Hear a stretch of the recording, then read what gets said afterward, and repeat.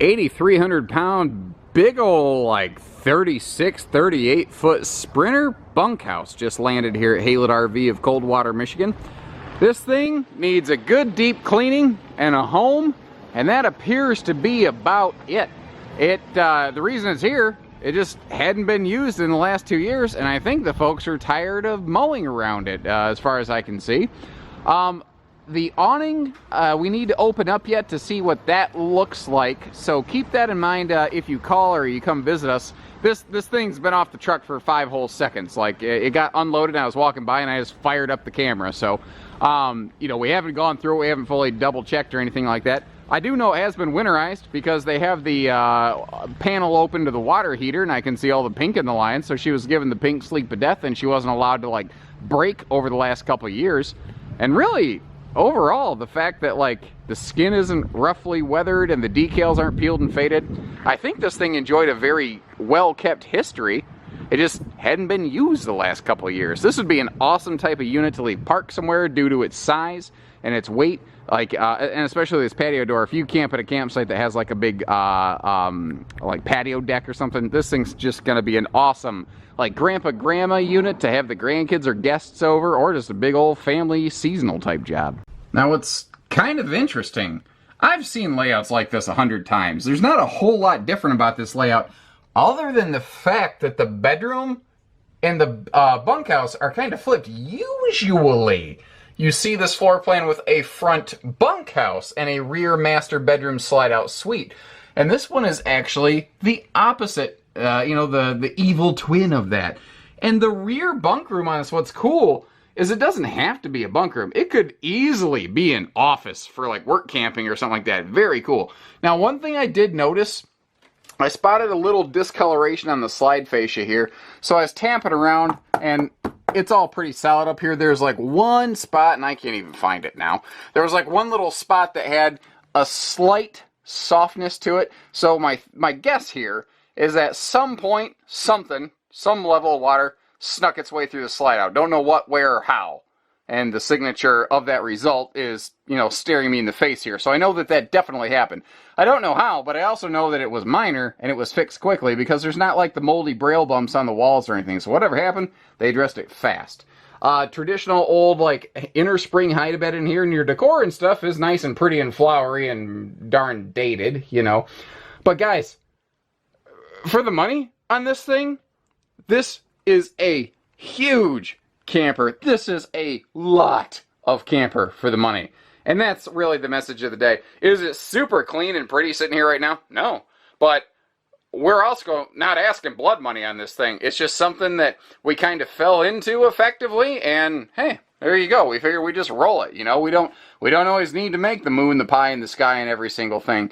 Front bedroom up here, my guess, you're probably going to want to replace that mattress, just because it looks like it's been sitting here in storage for so long. It's just kind of collected some storage dust. But beyond that, now obviously we haven't gone through and cleaned the camper. It's, you know, sat the last couple of years, and again, it's been here for all of 5 minutes by the time I put the camera to it, or 5 seconds or whatever. You get the idea. The point is, though, if you're willing to put a good deep cleaning into this thing, you are going to get yourself a heck of a deal here. So let me spin us around a little bit. I do like how all these doors are actual raised panel doors, not even the simulated kind. Now you've got the hide-a-bed sofa. That dinette could fold down, and we've got dual day and night pleated shades through the coach. The big patio door here, again, very friendly and welcoming if you have a deck on your campsite. The kitchen is pretty straightforward. The kitchen of this, interestingly, is really not much different from what you would normally see out of a Sprinter of the time or a Springdale today. The closest relative to this thing today would be like a big Springdale 38-foot bunkhouse, which is going to be, again, almost the same floor plan, just front bunks and rear master bath. That is an 8 cubic foot fridge, though, which is something you saw in these more destination-friendly trailers. Now, this is technically just a travel trailer. There is, even though it's probably going to be used at a park, and we're going to probably refer it to something like a park model because of its park friendliness, it is not technically a park model. It is a travel trailer. It is fully self-contained in its own right.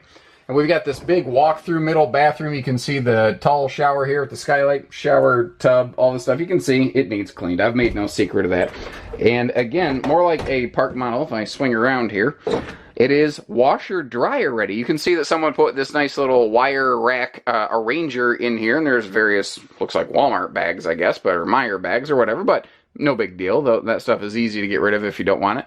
But if you are looking for an inexpensive trailer with washer dryer capability, congratulations, you just found it.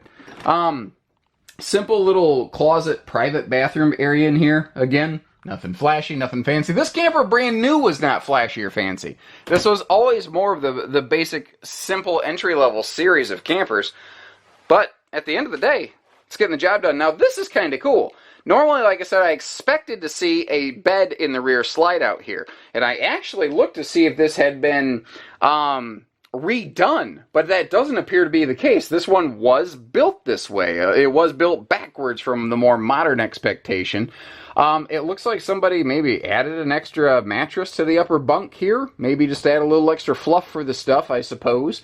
Big rear window on here. But again, this is where this can easily become an office. And I'm telling you, if my grandparents would have had something like this, and I had my own room with a desk in the back of their camper, oh my God, you'd have never got me out of this thing. I'd have been camping with my grandparents so much that they would have told my parents that I can't come anymore.